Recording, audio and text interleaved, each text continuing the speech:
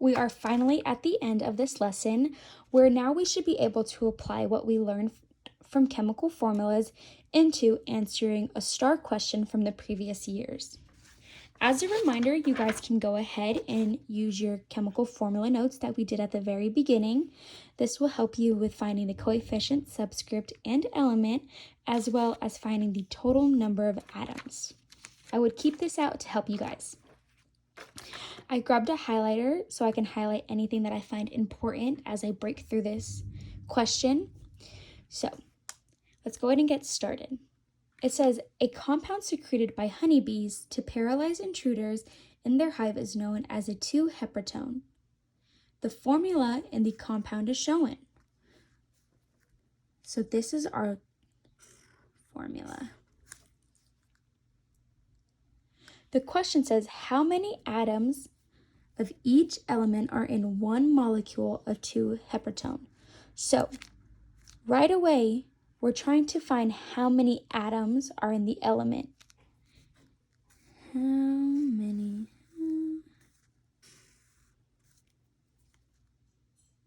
So because we are looking at the whole formula, which had 2-heptatone, we are going to have to break apart this entire equation.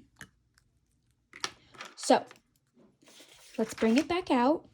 First, we have to see if we have a coefficient. In this case, we do not have a coefficient, so we're just going to assume that it is 1. Therefore, 1 is multiplied by each one. Next, we have to find the subscript, which is our tiny little number. So we have a subscript here. I'm going to go ahead and circle it. A subscript here, here, and here. Awesome. Last part, elements. These are the capital letters. We have a C, an H, a C again, but because we have it, we're just going to leave this one, an H again, a C again. Oh, we have an O this time. We're going to add O down here. A C again, we already have it, and an H. Now, we're going to have to find how many carbon atoms there are, hydrogen atoms, and oxygen atoms there are. So let's go find carbon. 1 times 1 is 1, so we have 1 plus the other carbon, which has 4,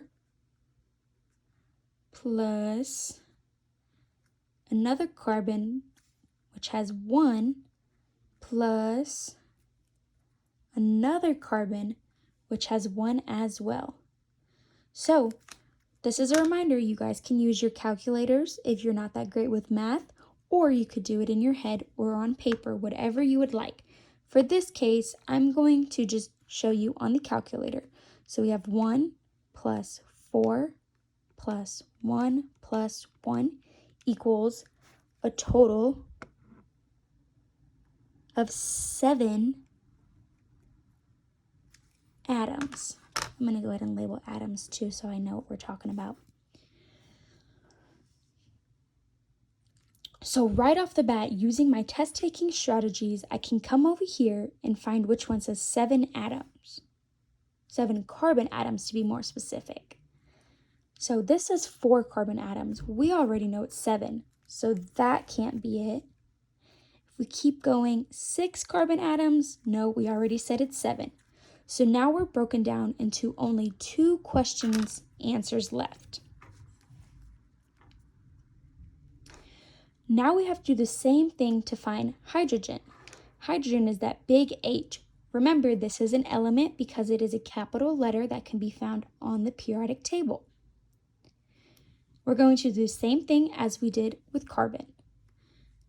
So this first hydrogen has a 3 plus 8 plus the last hydrogen has a 3. So again, I'm going to plug it in the calculator. I'm going to clear my previous. 3 plus 8 plus 3 equals a total of 14 atoms. So I'm going to go do what I just did, use my test-taking strategies. We have 7 carbon. These both match. We have 14 hydrogen. Oh, so this is a difference. So we know it's not this one. But before we go ahead and choose B, let's go ahead and double check with the last one. Now, let's find oxygen.